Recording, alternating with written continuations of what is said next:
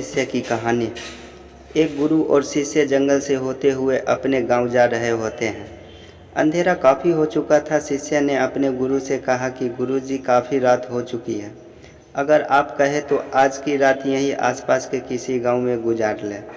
गुरुजी ने अपना सर हिलाया और वो आसपास के गांव में एक छोटे से घर के पास जाकर रुके। अब जैसे ही वहां गए तो गुरुजी के शिष्य ने दरवाज़ा ठकठकाया। उस घर से एक गरीब आदमी बाहर आया तो गुरुजी ने बोला, हम अपने गांव जा रहे थे, लेकिन काफ़ी रात होने के वजह से हमें इसी गांव में रुकने को सोचा। क्या हम आज रात आपके यहाँ रुक सकते हैं? गरीब आदमी बोला, हाँ क्यों नहीं, दोनों अंदर आ जाइए। अब जैसे ही गुरुजी अंदर गए उन्होंने देखा कि उस आदमी के घर में बहुत ज़्यादा गरीबी थी। गुरुजी ने उससे पूछा कि आप काम क्या करते हो?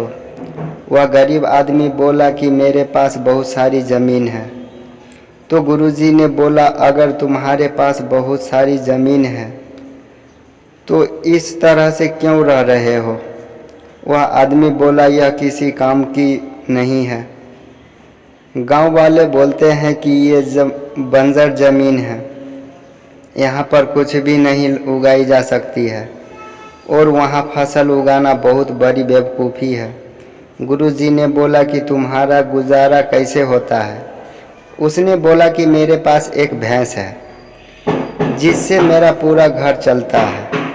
ये सुनने के बाद गुरुजी और रात में जब सब लोग सो रहे होते हैं तब गुरुजी अपने शिष्य को उठाते हैं और गरीब आदमी की भैंस लेकर अपने गांव चले जाते हैं। शिष्य अपने गुरु से पूछते हैं कि गुरुजी, कहीं आप ये गलती तो नहीं कर रहे हैं? उस गरीब आदमी की रोजी रोटी इसी भैंस की वजह से चलती है। तो गुरुजी ने अपने शिष्य की तरफ देखते हैं और मुस्कुराते हुए आगे जाते हैं। उस बात को तकरीबन 10 साल गुजर जाते हैं और जो गुरु का शिष्य था वह बहुत बड़ा गुरु बन चुका था।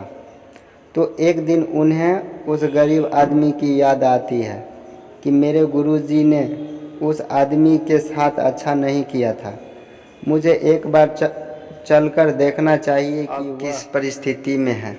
वह शिष्य उस गांव की तरफ जाता है और वहां जैसे ही पहुंचता है तो वह देखता है कि जहां पर उस गरीब आदमी का झोपड़ा था वहां पर एक बड़ी ही आलीशान महल बन चुका था और उस झोपड़े के बाहर जो बंजर ज़मीन थी उस पर फल और फूलों के बगीचे थे। तभी उधर से उस घर का मालिक आता है। शिष्य उसे पहचान लेता है और उस आदमी को बोलता है, तुमने मुझे पहचाना? मैं अपने गुरुजी के साथ आया था। हमने एक रात के लिए आपके यहाँ रुके भी थे।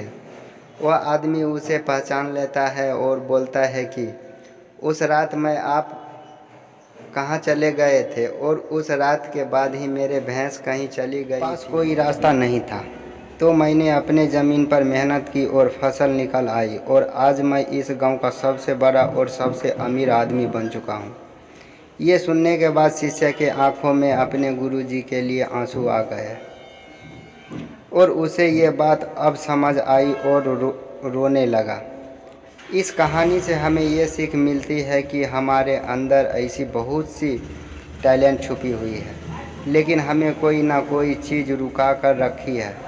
वो आपके फैमिली वाले भी हो सकते हैं, आपको जॉब भी हो सकते हैं, कुछ और भी हो सकते हैं।